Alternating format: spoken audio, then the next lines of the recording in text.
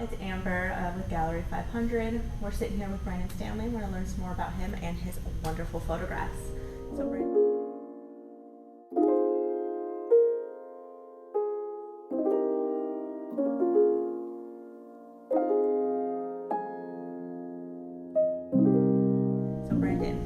How are you? I'm doing well, thank you.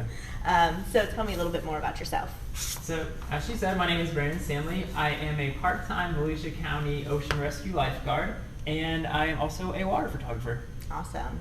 So water, what brought you to Daytona Beach other than the ocean? Daytona Beach. So, my girlfriend and I actually grew up in Titusville, which is about 30 minutes from here. And she ended up moving to Jacksonville. I stayed around in Titusville, and we decided to meet in the middle, and it was Daytona Beach. Awesome. Yeah. Well, I see most of your pieces has to do with the water. Why the water? Why the water? That's an excellent question. I am a fish, if you would like to think of me that way. We established you're not a Pisces. I love the water. I love the beach. We started swimming probably when we were like 2 to 3 maybe, and I started surfing when I was about 10, so I've pretty much grown up in the water. Well, photography. Why photography? What inspires you about the camera?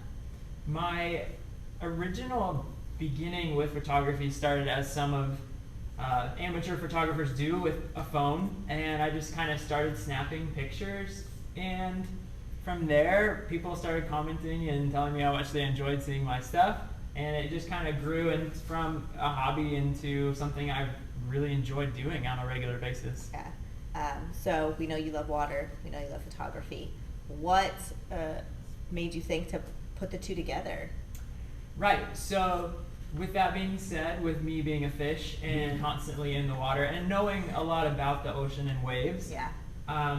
Just kind of complemented itself. When I actually started lifeguarding, I had to swim a lot in the ocean. And with that being said, bringing the camera into that was pretty obvious for me. Yeah. So your unique point of view. So you actually swim out and capture some of these photos? It's not all of them. Some of them are, shallow water and can be knee to waist deep. Mm-hmm. Let's see. Yeah, the ones over there. But a lot of these were actually pretty good sized days, 5 to 6 foot possibly. And I had to swim around and drink water because I got smashed quite a few times. Oh, yeah. How much do you edit, if any? So I go with the image basis. So some of the images lend themselves to artsy editing, and then some of them lend themselves to a very natural approach to editing. I use Adobe Lightroom, and I try to keep it as minimal as possible. And if I do some kind of really neat artistic thing, then I just go for it. So you take a lot of photos. Which ones do you decide to publish? How do you make that decision? Right. So as a surfer, there's a certain shape of a wave. There's the barrel. You're always looking for that barrel. And when you're surfing, you're always trying to get barreled. So with a camera, it's really cool because you can just stick the camera pretty much into the barrel and see that vision of the wave coming over top of you. And that's, I try to get the image out of the sequence that is the cleanest, clearest, crispest. Let's talk about titles. Ooh, okay, okay. How do you pick them, and why the unique spelling? Right. So, I have a thing with titles. It was something I started way back when I first started doing Instagram, and it's just kind of grown into almost they're just cheeky. I try to find cheeky, clever titles that fit the picture, and I do like the one-word titles. So. And then the spacing, you space it out between each letter. Why? I do. Aesthetics. I think it looks kind of neat. So. True artist, aesthetics, that's the key. That's right. I've also heard that you have a good appreciation for NASCAR. Why? When did that start? That started when I was 5 years old. My sister and I and my family came to the races, and I think it was our first Daytona 500. If there was one before it, I don't remember. Yeah. But it was the year that Jeff Gordon actually won. It was 1995, and I had actually picked his car. My parents were like, "Who's your favorite driver? Who do you like?"